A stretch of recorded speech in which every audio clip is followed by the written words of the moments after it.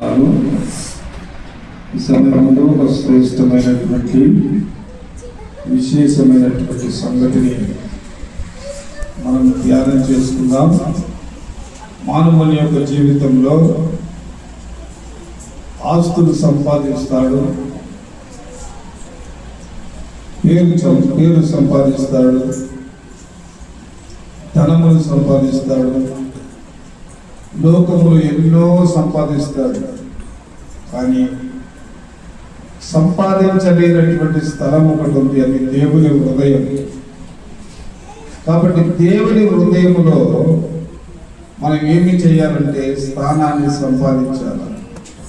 ఎప్పటి గట్టిగా హల్లెలూయా.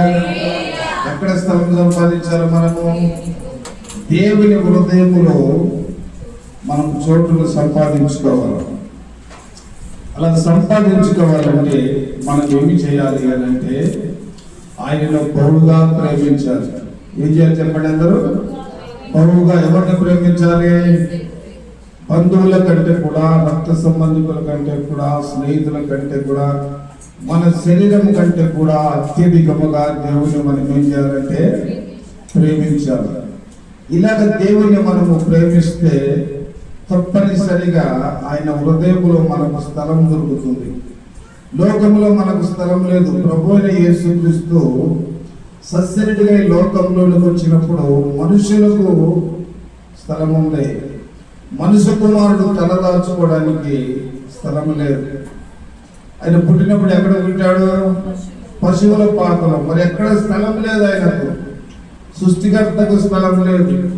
కానీ అలాంటి సృష్టికర్త అయినటువంటి దేవుని యొక్క హృదయంలో మనము స్థలాన్ని సంపాదించుకొని ఆయన హృదయంలో చోటును సంపాదించుకోవాలంటే లోకములో ఉండే వాటన్నిటికంటే కూడా బహుగా ఆయనను మనము ప్రేమించాలి. ఒక చిన్న ప్రార్థన చేసుకొని దేవుని మాట్లాడుదాం. మమ్మల్ని మిక్కిలిగా ప్రేమించిన మా ప్రియ పరలోకపు తండ్రి యేసయ్యా, నీకు వందనాలు. అల్పడను జ్ఞానము లేని నన్ను నీ కృపలో భద్రపరచండి. అనేక మంది బిడ్డలు ఈ సమయం అందు ప్రభా నీ సన్నిధిని ప్రభా లేక ఉన్నారు. వారిని కూడా మీరు జ్ఞాపకం చేసుకుని ప్రభా నీకు స్తోత్రము. కూడి వచ్చిన బిడ్డలతోనూ మాతోనూ మీరు మాట్లాడి మహిమ తెచ్చుకోమని యేసయ్య నామములో అడిగి వేడుకొనుచున్నాము తండ్రి. దేవునికి స్తోత్రము కలుగును గాక. చెప్పండి గట్టిగా హల్లెలూయా. అపోస్తలుల కార్యము 13వ అధ్యాయము 22వ వచనాన్ని కనుక మనం చదివినట్లయితే చాలా చక్కని మాట చెబుతున్నాడు. తర్వాత అతన్ని తొలగించి దావీదును రాజుగా ఏర్పరిచి మరియు ఆయన యేసయ్య కుమారుని దావీదును కనుగొంటిని. అతడు నా ఇష్టానుసారుడు, హృదయానుసారుడు. దేవునికి స్తోత్రం చెప్పండి. ఈ వాక్య భాగంలో దావీదు ఏమి సంపాదించుకున్నాడని మనము గమనిస్తే దేవుని యొక్క హృదయంలో స్థలాన్ని సంపాదించుకున్నాడు. లోకంలో స్థలం లేదు. ఆయన ఒక గొర్రెల కాపరిగా జీవిస్తూ ఉన్నాడు. కుటుంబంలో ఉన్నాడే కానీ కుటుంబంలో ఆయనకు మర్యాద లేదు. కుటుంబంలో ఆయనకు ప్రేమ లేదు. కుటుంబంలో ఏ విధమైనటువంటి సౌకర్యాలు ఆయనకు లేవు. ఎక్కడనో అరణ్యంలో మందను మేపుతూ ఉండేటటువంటి దావీదు దేవుని యొక్క హృదయంలో ఆయన స్థానం సంపాదించుకున్నాడంటే ఆయన ఏమి చేశాడు అని మనం గమనిస్తే ఆయనను బహుగా ప్రేమించాడు. దేవునికి స్తోత్రం చెప్పండి. తల్లిదండ్రుల కంటే, అన్నదమ్ముల కంటే కూడా ఎక్కువగా దేవుని ప్రేమించాడు. మనం కూడా దేవుని యొక్క హృదయంలో స్థలము సంపాదించుకోవాలంటే ఈ దినము నుండి మన బిడ్డల కంటే కూడా, భర్త కంటే కూడా, భార్య కంటే కూడా, పిల్లల కంటే కూడా ఎక్కువగా మనం ఎవరు ప్రేమించాలి? దేవుని ప్రేమించాలి. 1 తిమోతిలకు రాసిన పత్రిక 1వ అధ్యాయము 5వ వచనాన్ని చదువుదాం. 1 తిమోతి 1:5. ఏదనగా పవిత్ర హృదయము, మంచి మనస్సాక్షి నుండి, ప్రేమయే. దేవునికి స్తోత్రం చెప్పండి. ఏమంటారంట? మనకు దేవుని హృదయంలో స్థానం సంపాదించుకోవాలంటే ఉపదేశ సారం ఇదే. అన్నిటికంటే కూడా ప్రేమాన్ని జ్ఞాపకం చేస్తున్నాడు. కాబట్టి దేవుని మనం ఎంత ప్రేమిస్తామో అంత ఆయన హృదయంలో మనము స్థానాన్ని సంపాదించుకుంటామని చెప్పి ఆయన జ్ఞాపకం చేస్తూ ఉన్నాడు. కానీ మొదట యోహానుకు రాసిన పత్రిక 2వ అధ్యాయము 15వ వచనాన్ని చదివితే ఇక్కడ ఒక చక్కని మాట రాయబడింది. లోకాన్ని గాని లోకములోనైనను లోకములో ఉన్న వాటినైనను ప్రేమింపబడి ఎవడైనను లోకమును ప్రేమించిన ఎడల తండ్రి ప్రేమ వానిలో ఉండదు. దేవుడు స్పష్టంగా తెలియజేస్తున్నాడు, లోకాన్ని ప్రేమిస్తే తండ్రి హృదయములో నీకు స్థలము లేదు. చాలా మంది హృదయాన్ని లేచిన వెంటనే తండ్రిని స్తుతించకుండా లోకాన్ని మన ఎదుట ఉంచబడినటువంటి సృష్టిని పూజిస్తూ ఉంటారు, వాటిని కనపరుస్తూ ఉంటారు. అలా కాకుండా తండ్రి లోకం కంటే కూడా దేవుడు ఉన్నతమైనటువంటి వాడు. ఆయన ద్వారానే లోకం కలిగింది. ఈ లోకాన్ని ప్రేమించుట కంటే లోకాన్ని సృష్టించినటువంటి దేవాది దేవుణ్ణి మనము ప్రేమించినప్పుడు తండ్రి హృదయంలో మనకేముంటుందంట? స్థలం ఉంటుంది. మొదటి యోహాను 4:8. మొదటి యోహాను 4:8. దేవుడు ప్రేమాస్వరూపి. అది ప్రేమ లేకపోతే నీ జీవితంలో నువ్వు దేవుణ్ణి అడగవు. కాబట్టి నీలో ప్రేమ ఉండాలి. అన్నిటికంటే ప్రేమ చాలా ఉన్నతమైనటువంటిది. దేవాది దేవుని యొక్క హృదయములో ఏముంది తెలుసా? ప్రేమ ఉంది. నువ్వు ఎన్నిసార్లు పడిపోయినా, ఎన్నిసార్లు దూరపరచబడ్డా, ఎన్నిసార్లు లేవలేని స్థితిలో ఉన్నా ఆయన నీ దగ్గరకు వచ్చి నేను ప్రేమిస్తున్నాడే తప్ప నేను ద్వేషించటం లేదు, నిన్ను తునీకరించటం లేదు, నిన్ను త్రోసివేయటం లేదు. ఏమి కలిగి ఉన్నాడు దేవుడు అంటే? ప్రేమ కలిగి ఉన్నాడు. నీవు నీ జీవితంలో అదే ప్రేమను కలిగి ఉన్నప్పుడు తండ్రి యొక్క హృదయములను స్థానాన్ని సంపాదించుకుంటావు. దేవునికి స్తోత్రము కలుగును గాక. అదే మొదటి యోహానుకు రాసిన పత్రిక 3వ అధ్యాయం 22వ వచనం చదువుదాం. మరియు మనం ఆయన ఆజ్ఞలను గైకొనుచు ఆయన దృష్టికి ఇష్టమైనవి చేయుచున్నాము గనక అతడు ఏం అడిగినను అది ఆయన వల్ల దొరుకును. దేవునికి స్తోత్రం చెప్పండి. ఆయనను మనము ప్రేమిస్తూ ఉన్నప్పుడు, ఆయనను మనం వెంటాడుతున్నప్పుడు, ఆయనను వెంబడిస్తూ ఉన్నప్పుడు మనం ఏది అడిగినా కూడా ఆయన మనకు దయచేసేటటువంటి దేవుడై ఉన్నాడు. దేవునికి స్తోత్రం చెప్పండి గట్టిగా. యోహాను సువార్త 13వ అధ్యాయము 1వ వచనాన్ని చదువుదాం.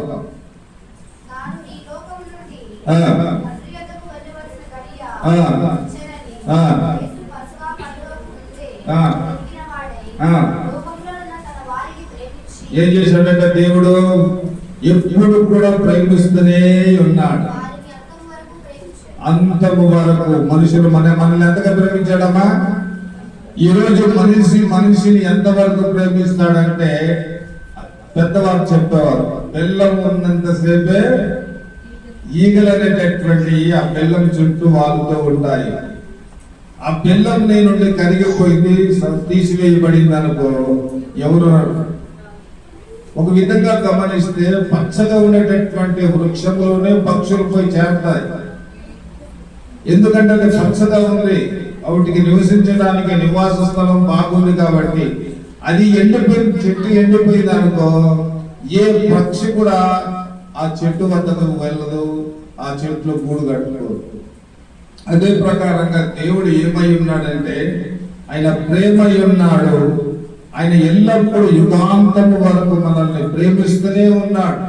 నువ్వు జారిపోయినప్పుడు, నువ్వు పడిపోయినప్పుడు, నువ్వు అబద్ధమాడినప్పుడు, నువ్వు పాపం చేసినప్పుడు, నువ్వు కల్మషమైనటువంటి హృదయంతో నువ్వు జీవిస్తూ ఉన్నప్పుడు, ఏది నీ జీవితంలో నువ్వు కలిగి ఉన్నప్పటికీ ఆయన నేనేం చేస్తున్నాడంటే ప్రేమిస్తూ ఉన్నాడు. ఆయన ప్రేమించుచున్నాడు కనుక మనము తప్పించబడ్డాము. ఈ దినాన్ని చూడగలుగుతున్నాం. ఈ దినాన్ని మనము దేవుని సన్నిధానంలో గడుపుతూ ఉన్నాము. ఆయన ప్రేమ లేకపోతే మన జీవితంలో మనము జీవించి ఉండలేము. చక్కని మాట చెప్తున్నాడు. లూకా సువార్త 7వ అధ్యాయము 47వ వాక్యం చదువుదాం త్వరగా. ఎవరు ఆమె? ఆమె విస్తారముగా ప్రేమించెను గనుక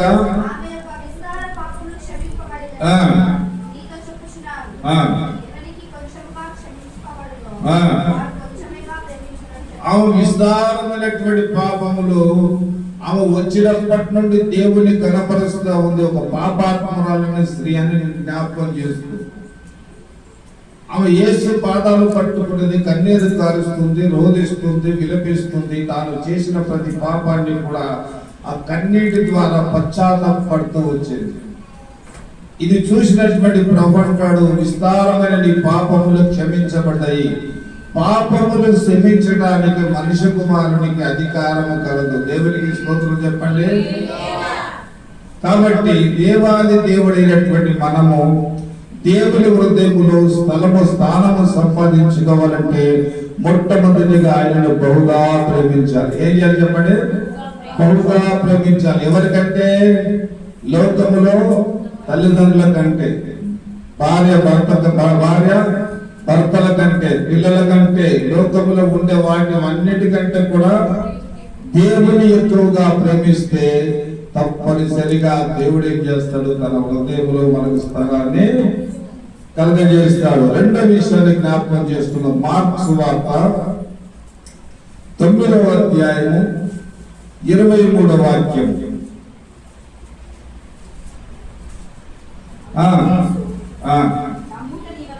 నమ్ముట నీ వలనైతే నమ్మువానికి సమస్తము సాధ్యము. రెండవ విషయాన్ని మనం జ్ఞాపకం చేసుకున్నట్లయితే ఆయనని సంపూర్ణంగా మనము నమ్మాలి. ఏం చేయాలంట చెప్పండి, అందరూ చెప్పండి. ఏం చేయాలి? మనము మొట్టమొదటిగా ఆయనను ప్రేమించాలి.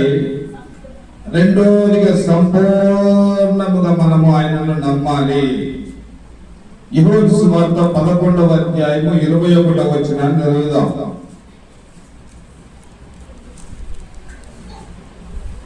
ఇక్కడ మార్త మరియలు ఏం చేస్తున్నారట? యోహాను సువార్త 11:21. యేసుతో, ప్రభువా నువ్వు ఇక్కడ ఉండిన ఎడల నా సహోదరుడు చావకుండును. ఏమంటున్నది ఇక్కడ? ఈ బేతనియ గ్రామంలో ఉన్న మరియా మార్తను ఎప్పుడు కూడా యేసయ్య ప్రేమిస్తూ వచ్చేటటువంటి వాడు. యేసయ్యను వాళ్ళు కూడా ప్రేమిస్తూ వచ్చేవాడు. ఆ ప్రాంతానికి వెళ్ళినప్పుడు ప్రతిసారి కూడా వారి గృహంలోనికి వెళ్ళి సేద తీర్చుకొని వారు ఇచ్చినటువంటి ఆతిథ్యాన్ని స్వీకరించి వారు బహుగా ప్రేమిస్తున్నటువంటి బిడ్డలుగా ఆయన మన లేఖనాలు మనకు తెలియజేస్తాయి. ఇక్కడ చాలా జాగ్రత్తగా మనం గమనించినట్లయితే ఇంకొక మాట 15వ వచనం చదువుదాం. 15వ వచనము. అందుకు యేసు ఏమంటున్నాడు చూద్దాం. 15వ వచనం.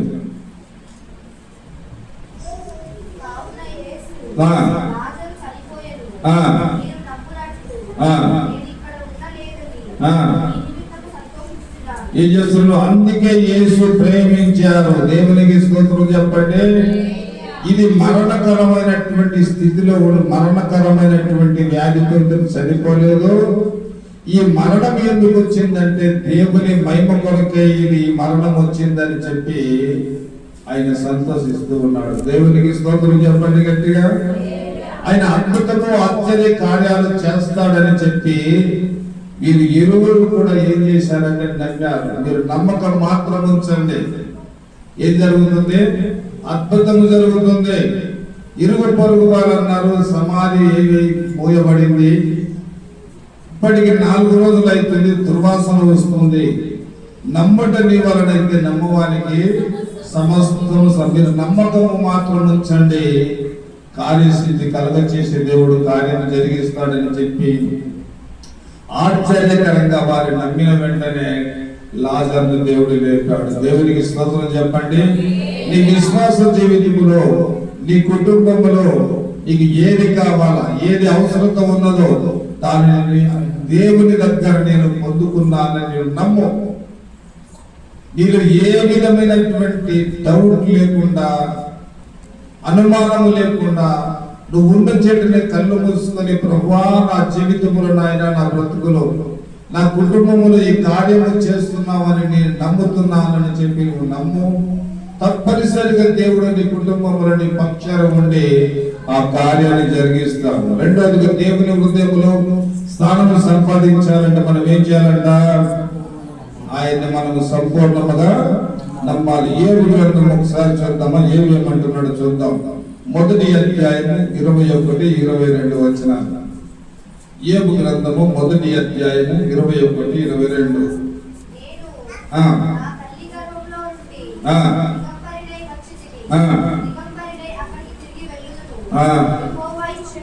యెహోవా ఇచ్చెను, యెహోవా తీసుకొనెను, యెహోవా నామమునకు స్తుతి కలుగును గాక. దేవునికి స్తోత్రం చెప్పండి.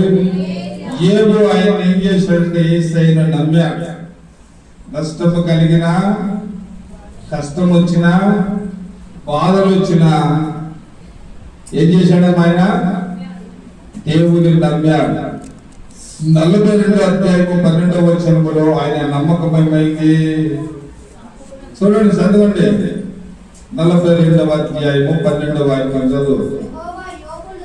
యెహోవా యోబును మొదట ఆశీర్వదించిన దానికంటే కూడా ఏం చేశాడు?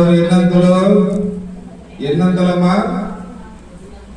రెండంతలుగా ఆశీర్వదించాడు. మొదట ఒక వంతు ఆశీర్వాదం ఉన్నది. ఆయన నమ్మకాన్ని, ఆయన విశ్వాసాన్ని బట్టి రెండంతలుగా దేవుడు ఆశీర్వదించాడు. దేవునికి స్తోత్రము కలుగును గాక. చెప్పండి గట్టిగా హల్లెలూయా. యోబు గ్రంథము మనం గమనించినట్లే దేవుని హృదయంలో స్థానము సంపాదించుకున్నాడు. ఏమి చేశాడమ్మా? దేవుని హృదయంలో స్థానము సంపాదించుకొని దేవుని యొక్క దీవెనలు సంపూర్ణముగా పొందినటువంటి వ్యక్తిగా మనకు కనబడతాడు. కాబట్టి ప్రపంచంలో ఎన్నో రకాల పేరుగాంచినటువంటి వ్యక్తులు, పేరు సంపాదించుకున్న వ్యక్తులు, ఈ రోజున వారి పేర్లు జీవ గ్రంథమందు లేదు. అంటే దాని అర్థం ఏమిటి? దేవుని హృదయములో మనం స్థానము సంపాదించుకోవాలి. ఎవరి హృదయం సంపాదించుకోవాలి స్థానము? దేవుని హృదయంలో మనము స్థానాన్ని సంపాదించుకోవాలి. 3వ విషయాన్ని జ్ఞాపకం చేసుకుందాం. యోహాను సువార్త 4వ అధ్యాయం 23వ వచనం.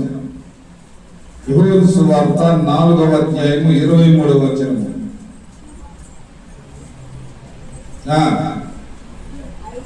అయితే యథార్థముగా ఆరాధించేవారు ఆత్మతోనూ సత్యముతోనూ ఆరాధించాలి. 3వ విషయాన్ని జ్ఞాపకం చేసుకుంటే ఆయనను మనము ఏం చేయాలంట? యథార్థముగా ఆరాధించాలి. ఇప్పటిదాకా మనం ఏం చేశామో ఆరాధించాము. అదే ప్రకారంగా నీ ఒంటరిగా ఉన్నా కూడా నీ హృదయములో ఆరాధిస్తూ ఉండాలా, నీ హృదయములో స్తుతిస్తూ ఉండాలా. ఎప్పుడు చూసినా నీ నోట స్తుతి అనేది పలుకుతూ ఉండాలా. దేవునికి స్తోత్రం చెప్పండి గట్టిగా, చెప్పండి గట్టిగా హల్లెలూయా. 3వ విషయాన్ని జ్ఞాపకం చేసుకుంటే ఆయనను మనము ఆరాధిస్తే తప్పనిసరిగా ఆయన హృదయంలో మనము స్థానమును సంపాదించుకుంటాం. 66వ కీర్తన 1వ వచనాన్ని చదువుదాం. 66వ కీర్తన 1వ వచనం. సర్వలోక నివాసులారా ఏం చేయమంటున్నాడు? దేవుణ్ణి ఆరాధించండి. సర్వలోకములో ఉండే నివాసులారా మీరందరూ కలిసి దేవుని ఆరాధించండి అని జ్ఞాపకం చేస్తున్నాడు. ఎందుకు దేవుని మనం ఆరాధించాలి అని అంటే 96:4 చెప్తున్నాడు. అదే కీర్తనల గ్రంథము 96:4.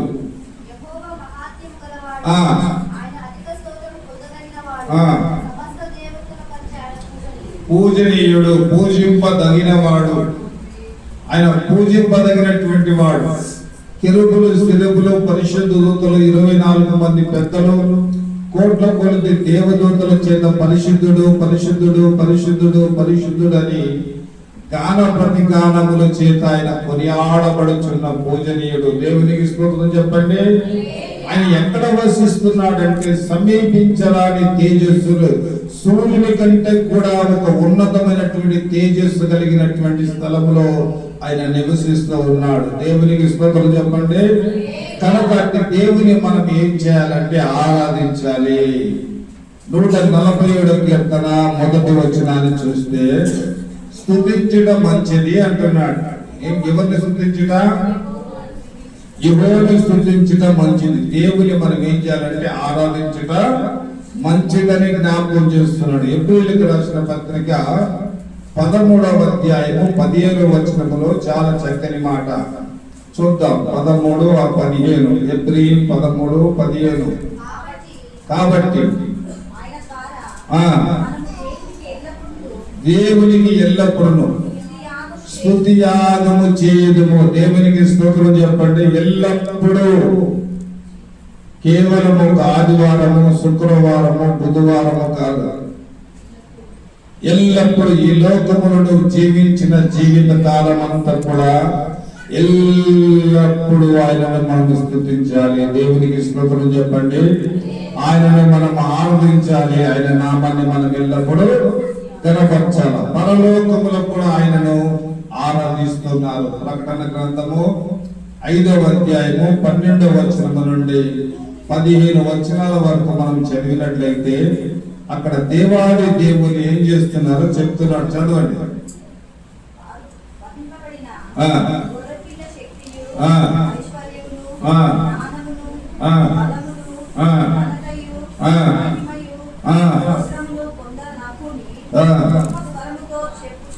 చెప్పు చూడు. అంతటా పరలోకమందును లోకమందును భూమి క్రిందను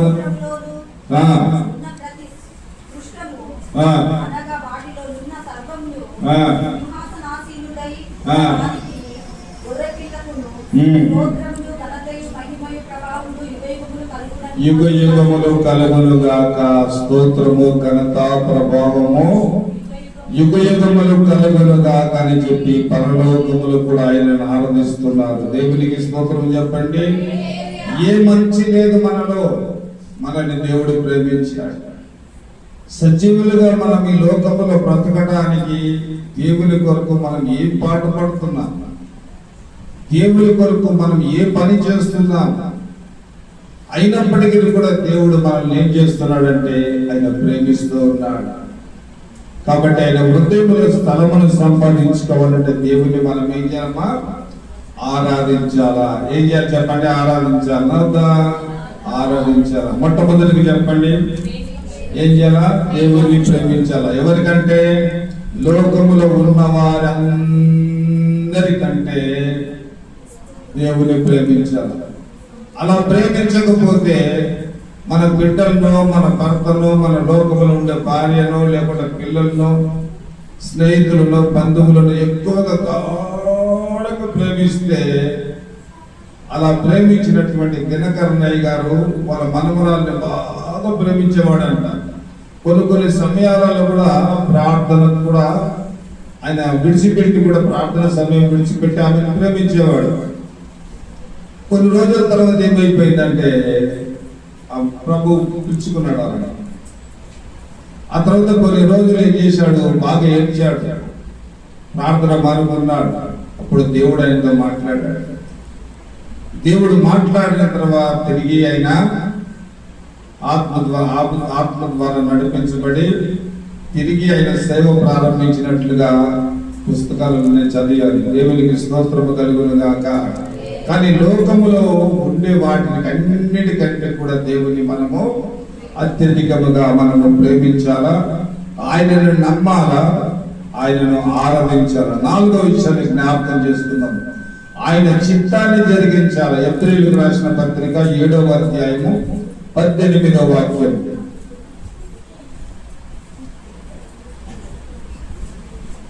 ఎబ్రీయులకు రాసిన పత్రిక 7వ అధ్యాయము 18వ వాక్యం.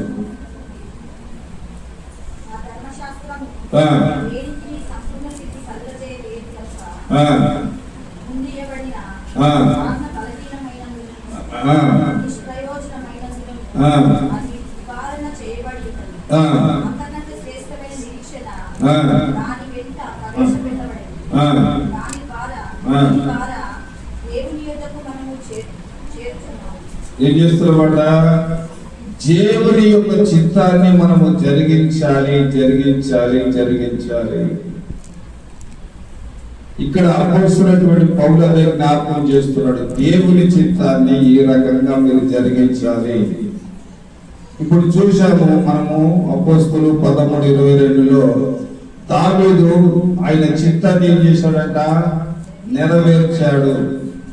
మన విశ్వాస జీవితంలో కూడా మనం ఆయన చిత్తాన్ని అడిగి తెలుసుకొని దానిని నెరవేర్చాడు. తండ్రి, ఈ దినము నాకు ఇచ్చావు ప్రభువా, ఈ దినమందు నీ చిత్తమును నేను జీవించాలని నాకు నేర్పించు, లేక నడిపించు, నన్ను బలపరచు, నన్ను స్థిరపరచు నాయన అని చెప్పి మనం అడిగితే ఆ దినాన తప్పనిసరిగా ఆయన చిత్తము మన పట్ల ఆయన నెరవేరుస్తూ ఉంటాడు. దేవునికి స్తోత్రం చెప్పండి. మొదటి తిమోతికి రాసిన పత్రిక 2వ అధ్యాయము 4వ వచనం చదువుదాం. మొదటి తిమోతి 2వ అధ్యాయము 4వ వచనాన్ని చదువుదాం. రక్షణ పొంది సత్యము గూర్చిన అనుభవ జ్ఞానము గలవారు ఉండవలనని నిశ్చయించుకున్నాడు. అంటే రక్షణ పొందాలి అని ఆయన ఏం చేశాడు? నిశ్చయించుకున్నాడు. ఆయన ఒక నిర్ణయం తీసుకున్నాడు. ప్రతి ఒక్కరు కూడా రక్షణ పొందాలి, ఆయన రక్షణ మార్గంలో వారందరూ కూడా నడపబడాలి అని ఒక నిరీక్షణ, ఒక నిశ్చయితను ఆయన కలిగి ఉన్నట్లుగా మనం చూస్తున్నాం. మొదటి తెస్సలోనికీయులకు రాసిన పత్రిక 5వ అధ్యాయము 18వ వాక్యాన్ని చదివితే, కృతజ్ఞతాస్తుతులు చెల్లించుట దేవుని చిత్తము. ఎల్లప్పుడూ ఏం చేయాలంటే మనము చదువు 5:18 ప్రతి విషయమందును కృతజ్ఞతాస్తుతులు చెల్లించుడి, ఇలాగ చేయుట దేవుని చిత్తము. దేవునికి స్తోత్రం చెప్పండి.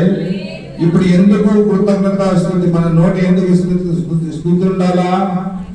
ఆయన చిత్తం అదే, స్తుతించుట ఆయన చిత్తము. కాబట్టి ఎల్లప్పుడూ మన నోట ఆయన స్తుతి ఉండాలి. ఆయన చిత్తాన్ని మనం జరిగించినప్పుడు ఆయన హృదయములో మనం ఏం సంపాదించుకుంటామో? స్థానమును సంపాదించుకుంటాము. ఐదవదిగా మనం జ్ఞాపకం చేసుకున్నట్లయితే ఆయన క్రియలు మనము చేయాలి. యోహాను సువార్త 6వ అధ్యాయము 28వ వచనం చదువుదాం.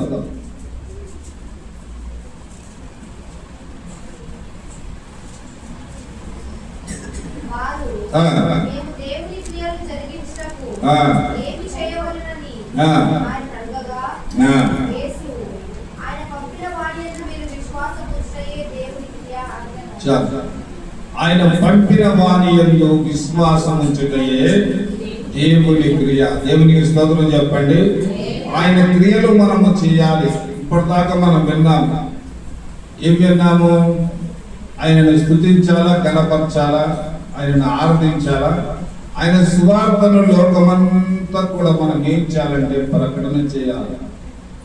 ఇరుగు వారితో, పొరుగు వారితో మనం ఏం చేయాలంటే మన సువార్తను, మనం రక్షణ సువార్తను, మనం రక్షింపబడినటువంటి విధానము, మనం రక్షింపబడక ముందు మన పరిస్థితులు ఎలా ఉండేవి, రక్షింపబడిన తర్వాత మనం ఎలా ఉన్నాము, ఎలా దేవుడు మనల్ని జీవింపజేస్తూ ఉన్నాడన్న సంగతిని వారికి మనము తెలియజేస్తూ సువార్తను ప్రకటించాలి. దేవునికి స్తోత్రము కలుగును గాక.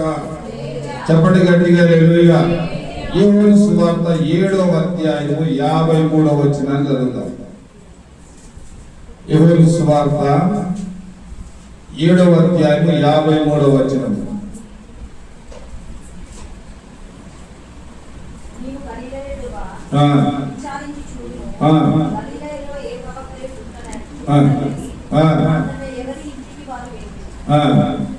అక్కడ ఏం చేస్తున్నాడట? ఇప్పుడు ఒక మాట చదవండి. మార్కు సువార్త 6:46 చదవండి, మీకు అర్థమైంది. మార్కు 6:46.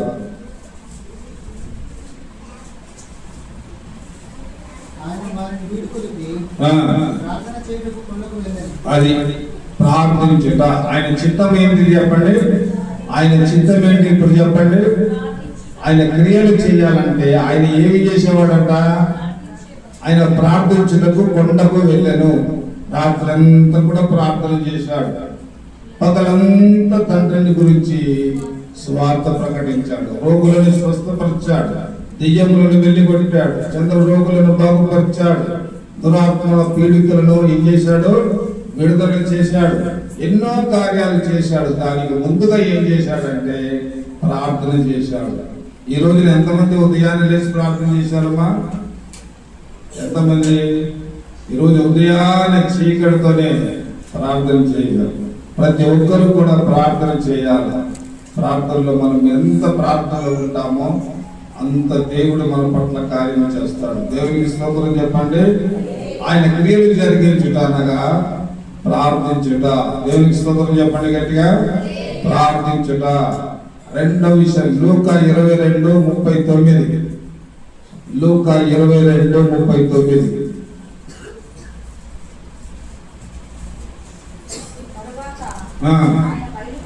బయలుదేరి వాడుకు చొప్పున ఒలివ కొండకు వెళ్ళి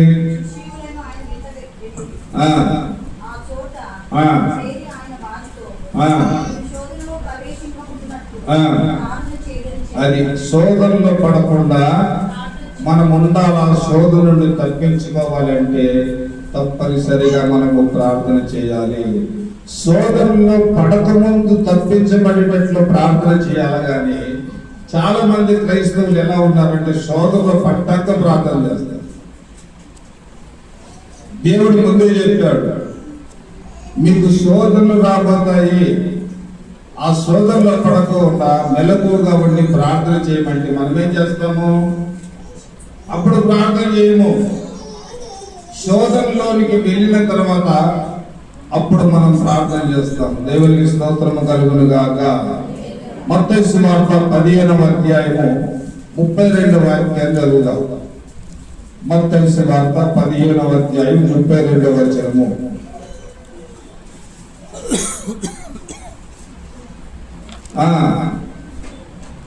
దొరికిందా లేదా?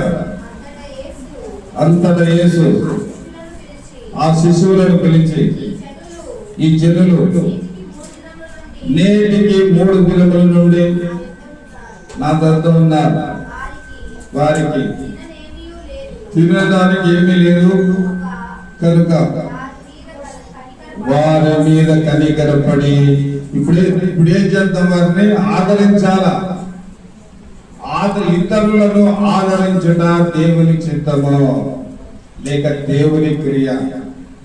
ఇతరులను మనం ఏం చేయాలా? ఇప్పటికి 3 రోజులైంది ఉపవాస ప్రార్థన, ఒక్కరి కథల్లా. ఇప్పుడు వారికి ఏం చేయాలి? మనము ఆహారాన్ని పెట్టాలా, వచ్చిన వారిని మనం ఆదరించాలా అని చెప్పి ఆయన జ్ఞాపకం చేస్తూ ఉన్నాడు. 41వ కీర్తన 1-2 వచనాలు చదవండి. ఎవరినంట? పీదలను కటాక్షించేవాడు ధన్యుడు. అది ఆపత్కాలమందు యెహోవా వారిని తప్పించును. ఎవరిని తప్పిస్తాడు? ఎవరైతే పేదలను వారిని కనికరిస్తారో లేకుండా ఆదరిస్తారో అలాంటి వారిని దేవుడు తప్పిస్తాడు. దేవునికి స్తోత్రము కలుగును గాక. లూకా సువార్త 7:47. క్షమించుట దేవుని క్రియ. చదువుమా. ఆమె విస్తారముగా ప్రేమించను కనుక ఆమె విస్తారమైనటువంటి పాపాలు క్షమించబడినవి. దేవునికి స్తోత్రం చెప్పండి. ఆయన క్రియలేంటో మనం జ్ఞాపకం చేసుకుందాం. ఒకటి ప్రార్థించుట, రెండోది ఆదరించుట, మూడవదిగా క్షమించుట, నాలుగవదిగా మత్తయి సువార్త 11:28.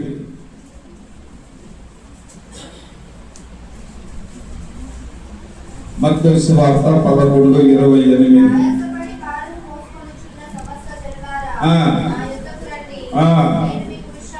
కనుక చేస్తాను. ఏం చేస్తున్నాడు? ప్రేమిస్తున్నాడు. ఇది దేవుని యొక్క క్రియలు. దేవునికి స్తోత్రం చెప్పండి. ఇప్పుడు ఈ 5 రకములైనటువంటి సద్గుణాలు మన జీవితంలో మనము కలిగి ఉంటే ఎక్కడ స్థలంతో సంపాదించుకుంటాము? దేవుని హృదయములో మనము స్థానాన్ని సంపాదించుకుంటాము. ఒకవేళ లేని ఎడల దేవుని హృదయములో స్థానాన్ని మనకు సంపాదించకపోతే మనం వ్యర్థులుగా మార్చబడతాం. దేవునికి దూరంగా జీవించవలసినటువంటి పరిస్థితి, పరలోక రాజ్యాన్ని కోల్పోయేటటువంటి పరిస్థితి. అందుగురించి మనం ఏం చేయాలి? ఆయనను మనం ప్రేమించాలి. ఎలా ప్రేమించాలి? బహుగా ప్రేమించాలి. రెండోది, ఆయనని సంపూర్ణముగా నమ్మాలి. ఆయననే మనం ఏం చేయాలా? ఆరాధించాలి. ఆయన చిత్తాన్ని జరిగించాలి. ఆయన క్రియలు చేయాలి. ఈ 5 రకములైనటువంటి గుణాలు మన జీవితంలో అలవాట్లు మనము కలిగి ఉన్నప్పుడు దేవుని హృదయంలో మనము స్థలాన్ని సంపాదించుకుందుముగాక. అట్టి కృపా దేవుడు మనకు అనుగ్రహించునుగాక. తలలు ఉంచి కళ్ళు మూసుకొని ప్రార్థన చేద్దాం. మన మధ్యలో ప్రేమ ప్రార్థన చేస్తాడు. అందరూ కూడా కళ్ళు ఉంచి కళ్ళు మూసుకొని ప్రార్థన చేద్దాం.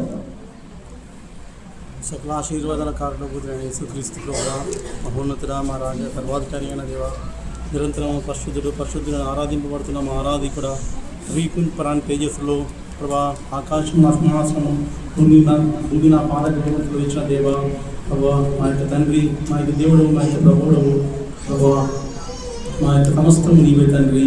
ఈ యొక్క ప్రభా, మధ్యాహ్న వేళలో తండ్రి నీకు వల్ల చుట్టూ వచ్చి ఇంతవరకు నీ నామాన్ని ఆరాధించడానికి, మీ నామాన్ని జనపరచడానికి, మీ నామాన్ని బోధించడానికి, నామాన్ని హెచ్చించడానికి నీవు ఇచ్చిన భాగ్యాన్ని బట్టి నీకే స్తోత్రం చెల్లిస్తున్నాం తండ్రి. ప్రభా, ఈ లోకంలో అనేకులకు ప్రభ పేరున్న వారికి ధనులకు ఇటువంటి భాగ్యం లేదు, కానీ యోగ్యులము, అపాత్రులము, ఎన్నికలేని వారిని మమ్మల్ని మీరు ప్రేమించి మీరు ఎన్నుకోండి తండ్రి. రక్తపోషకునికి మమ్మల్ని తీసుకుని వచ్చి పరిశుద్ధులుగా మార్చు తండ్రి. మీరు ఇచ్చిన యొక్క ధన్యతను బట్టి, యొక్క భాగ్యాన్ని బట్టి మీకు వేల కొద్ది స్తోత్రము చెల్లిస్తున్నాం తండ్రి. ప్రభు, యొక్క మధ్యాహ్నం వేళ తండ్రి మీకు దీనదాసుని మీకు శివచాటున మరుగుపరుచుకొని నాతో మాతో మీరు మాట్లాడిన విధానాన్ని బట్టి మీ స్తోత్రం చెల్లిస్తున్నాం తండ్రి. అవును తండ్రి, ప్రభు దావీదు తండ్రి యువకులను జీవించిన దినాల్లో తండ్రి మీకు ఇష్టానుసారంగా ప్రభు జీవించాడు తండ్రి. మీ యొక్క హృదయంలో స్థానాన్ని సంపాదించాడు తండ్రి. మీ గురించి ప్రభు మీ ద్వారా సాక్ష్యం పొందిన వాడిని మేము చూస్తున్నాం తండ్రి. అవును తండ్రి, అవి ప్రభు మేము కూడా దావీదు వలె జీవించాలంటే ఏ విధంగా ఉండాలో తండ్రి మీ యొక్క వాక్యం ద్వారా మీకు దీనదాసు మీరు జ్ఞాపకం చేసుకొని మీరు అభిషేకించే వాక్య దర్శనంతో నింపి మీరు మాతో మాట్లాడారు తండ్రి. అందుకే నీకు స్తోత్రం చెల్లిస్తున్నాం తండ్రి. అవును తండ్రి, నీవు ప్రేమ స్వరూపమని మేము మీకు వచ్చాం తండ్రి. నీవు అంతం వరకు మమ్మల్ని ప్రేమించే దేవుడు అయినందుకు, ఇటువంటి మంచి ఆదరణకరమైన వాక్యాన్ని మా హృదయంలో ఉంచినందుకు నీకు స్తోత్రం చెల్లిస్తున్నాం తండ్రి. ఈ లోకంలో మమ్మల్ని ఎవరు ప్రేమించినా, ఎవరు ప్రేమించకపోయినా, ఎవరు మమ్మల్ని ఆదరించకపోయినా మీ ప్రేమ కలిగి మేము జీవించే మీరు మా ధన్యత మీరు మాకు అనుగ్రహించారు తండ్రి. మీరు మమ్మల్ని ప్రేమిస్తున్న విషయాన్ని మాకు ఎంతో ఆదరణ, నెమ్మది, సమాధానం అనుగ్రహించుండగా మీ నామాన్ని స్తోత్రిస్తున్నాం తండ్రి.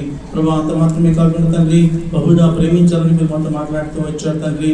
అవును తండ్రి, మీరు ప్రేమించే బిడ్డలని నాకు సహాయం చేయండి ప్రభు. మీరు పొందిన వారమై ప్రభు, మీరు రక్షణ పొందిన వారమై మీరు మాకు మరణించి సమాధి చేయబడి తిరిగి లేచి ప్రభుత్వం విజ్ఞాపన చేస్తూ తిరిగి నానయ్య ఉన్న దేవా ప్రభు, మీరు చేసిన మీరు జ్ఞాపకం చేసుకుని తండ్రి మిమ్మల్ని ప్రేమించే వారంగా మమ్మల్ని ఉంచమడుగుతున్నాం తండ్రి. సహాయం చేయమడుగుతున్నాం తండ్రి. బహుగా ప్రేమించి తండ్రి ఆనాడు ప్రభు అయా ఆధారం చనిపోయినప్పుడు ప్రభా ప్రేమించిన శిష్యుడు ప్రభా ఏ విధంగా మీరు మీ చేసిన అద్భుతాన్ని బట్టి మీకు స్తోత్రం చెల్లిస్తున్నాం తండ్రి. మేము కూడా మిమ్మల్ని ప్రేమించి మా యొక్క జీవితాలు మేము అద్భుతాలు మేము చూడలాగిన సహాయం చేయమడుగుతున్నాం తండ్రి. చూపించండి తండ్రి. అయ్యా సంపూర్ణంగా నమ్మాలని మీరు మొత్తం మాట్లాడుతూ వచ్చారు. అవును తండ్రి, విశ్వాసం ఉంచలాగిన సంపూర్ణమైన విశ్వాసం మీ ఎందుకు కలిగి ఉండలాగిన సహాయం చేయమడుగుతున్నాం తండ్రి. ఎవరు మా ముందుంచారు తండ్రి. ప్రభా ప్రభా దిగంబరిగా వచ్చాను, దిగంబరిగా పోతాను తండ్రి. యెహోవా ఇచ్చాడు, యెహోవా తీసుకున్నానని ప్రభా ఆయన సెలవిచ్చున్నది తండ్రి. ఆ తర్వాత రెండంతల ఆశీర్వాదంతో మీరు యోగుని దీవించారు తండ్రి. ఆయన విశ్వాసాన్ని మీరు మాదిరిగా ఉంచి ఉండగా తండ్రి. మేమందరం కూడా యోగుని కోరి విశ్వాసంతో జీవించే కృప మీరు మాకు అనుగ్రహించమని సహాయం చేయమడుతున్నాం తండ్రి. యథార్థంగా ఆరాధించాలని మీరు మాతో మాట్లాడుతూ వచ్చారు తండ్రి. ఆత్మతో సత్యంతో ఆరాధించే కృప మీరు మాకు ధన్యత మీరు మాకు అనుగ్రహించమని తండ్రి. అటువంటి అనుభవాన్ని మీరు మాకు అనుగ్రహించమని సహాయం చేయమని అడుగుతున్నాం తండ్రి. సర్వలోకుల నివాసులారా యెహోవాను ఆరాధించడం జరిగింది తండ్రి. ఈ యొక్క పిలుపు మేరకు తండ్రి మేమందరం వచ్చి ఎన్నో ఆరాధించే కృపను మనం అనుగ్రహించమని సహాయం చేస్తున్నామని, ఇంతను అనేకులు ఇప్పుడు యొక్క లోకంలో ఉంటున్నాయి తండ్రి. మనం ఆరాధించే ధన్యత లేక ఈ లోకంలో ఉన్న వారితో మీరు మాట్లాడుతున్నామని, ఆకర్షించమని, రక్షించమని, సమకూర్చమని, సంఘంలో చేర్చమని అడుగుతున్నాం తండ్రి. సహాయం చేయమని అడుగుతున్నాం తండ్రి. అవును తండ్రి ప్రభా, ఎందుకు ఆరాధించాలంటే యెహోవా మహాత్యం గలవాడు తండ్రి. ఆయన పూజనీయుడని, ఆరాధన యోగ్యులని మీరు మాతో మాట్లాడుతూ వచ్చారు తండ్రి. అటువంటి పూజనీయుని, ఆరాధనకి యోగ్యుడిని, మహాత్యం గలవాడిని ప్రభా మేము ఆరాధించడానికి సరియైన ఆరాధన మీరు మాకు నేర్పిస్తున్నామని సహాయం చేయమని అడుగుతున్నాం తండ్రి. యెహోవా స్తుతించడం మంచిది. అవును తండ్రి, మంచి కార్యం మనకి జీవితంలో ఉన్నలాగా సహాయం చేయమడుగుతున్నాం తండ్రి. అయ్యా పర్వతంలో ఆరాధన ఉంది, భూమి మీద ఆరాధన ఉంది తండ్రి. మేము కూడా ఆ యొక్క ఆరాధనలో పాల్గొని తండ్రి మేము ఆరాధించే కృప మీరు మనకు అనుగ్రహించి ఉండగా మీ నామను వందిస్తున్నాం తండ్రి. ప్రభా అంత మాత్రమే కాకుండా ఆయన చిత్తాన్ని జరిగించుట ప్రభా ఆయన చిత్తాన్ని జరిగించుట కూడా ప్రభా మీరు అయితే మా ముందుంచారు తండ్రి. మీకు చిత్తం ఏంటో మేము గుర్తు తిరిగి తండ్రి చిత్తానుసారం మీ చిత్తాన్ని జరిగించడానికి సహాయం చేయబడుతున్నాం తండ్రి. దినమంతా కూడా మా జీవితకాలం అంతా కూడా మా యొక్క చిత్తము కాక మా యొక్క చిత్తాన్ని ప్రభా పక్కన పెట్టి తండ్రి ప్రభా నాడు తండ్రి రాజు దేవుడిని విచారణ చేసి ముందుకు వెళ్ళి విజయాన్ని పొంది ఉన్నారు తండ్రి. మేము కూడా ఆ విధంగా ప్రతి విషయంలో తండ్రి, ప్రతి నిర్ణయాల్లో తండ్రి మీ యొద్దకు వచ్చి విచారణ చేసి మీకు చిత్తాన్ని గుర్తెరిగి ఆ విధంగా జీవించుకుంటూ మీరు మాకు అనుగ్రహించబడుతున్నాం తండ్రి. కృతజ్ఞతలు చెల్లించుడు దేవుడి చిత్తం మీరు మాతో మాట్లాడుతూ వచ్చారు తండ్రి. మేము కూడా ఆ విధంగా ప్రభా ఆ విధంగా మిమ్మల్ని మహింపరుస్తూ మిమ్మల్ని స్తుతిస్తూ తండ్రి మీకు చిత్తాన్ని జరిగించేవారిలాగా సహాయం చేయబడుతున్నాం తండ్రి. ప్రభా ఆయన క్రియలు చేయుట కూడా మీరు చేయాలని మీతో మాట్లాడుతూ వచ్చారు తండ్రి. అవును తండ్రి, ఇప్పుడు యువత మేము జీవిస్తున్నాయి తండ్రి. విశ్వాసం ఉంచుట ఒక క్రియ అని, ప్రార్థించుట ఒక క్రియ అని, ఆయా బీదలను ఆదరించడం ఒక క్రియ అని, క్షమించడం ఒక క్రియ అని మీరు మాతో మాట్లాడుతూ వచ్చారు. మిమ్మల్ని ప్రేమించడం కూడా ఒక క్రియ అని మీరు మాతో మాట్లాడుతూ వచ్చారు తండ్రి. అవును తండ్రి, ఇప్పుడు ఇటువంటి క్రియలు మనకి జీవితంలో ఉన్నాడని సహాయం చేయబడుతున్నాం తండ్రి. శోధనలో పడక ముందే తండ్రి, శోధనలో పడకుండా ప్రార్థించలాగిన మీరు మాట అటువంటి స్థితిని మీరు మాకు అనుగ్రహిస్తున్నాం అడుగుతున్నాం తండ్రి. బీదలను ఆదరించడానికి మీకు అటువంటి మంచి మనసు మీకు మాకు అనుగ్రహించమడుగుతున్నాం తండ్రి. ఇతరులను క్షమించే మనసు కూడా మీకు అనుగ్రహించమని, ప్రభావం ప్రేమించే మనసు మీరు మాకు అనుగ్రహించమని, ఆ విధంగా చేస్తే మీ చిత్తాన్ని ఇప్పుడు జరిగించి మీకు మహిమతరంగా మీకు హృదయంలో చోటు సంపాదించుకొని ఆనాడు దావీదు పొందిన సాక్ష్యం కూడా మేము కూడా మా యొక్క జీవితాల్లో పొందడానికి సహాయం చేయమడుగుతున్నాం తండ్రి. విన్న వాక్యాన్ని ప్రభావం దొంగిలింపబడకుండా మర్చిపోకుండా తండ్రి మా యొక్క హృదయంలో దాచుకొని ఆ విధంగా జీవించే కృప మీరు మాకు అనుగ్రహించమడుగుతున్నాం తండ్రి. ప్రభా వాక్యం ఇచ్చిన దాసుని మీరు జ్ఞాపకం చేసుకోనండి, ఆరోగ్యంగా ముద్రించండి, కుటుంబాన్ని దీవించండి, రెండంతల అభిషేకంతో రానున్న దినాలు బహు విస్తారంగా వాడుకొని మీ నామ గణపరచుకొని మన చిన్న మందిరాన్ని జ్ఞాపకం చేసుకుంటారు. వాక్యం ఆనాడికి అభివృద్ధి పొంది తండ్రి మీకు మహిమకరంగానే ఇక్కడ మద్దతుకరంగా జీవించే కృప అనుగ్రహించమని వాక్యమైన యేసు నామమున అడిగి పెట్టుకుంటున్నాం తండ్రి. అందరూ నిలబడి ప్రభు పరిచయంలో పాలుపరుస్తుంది.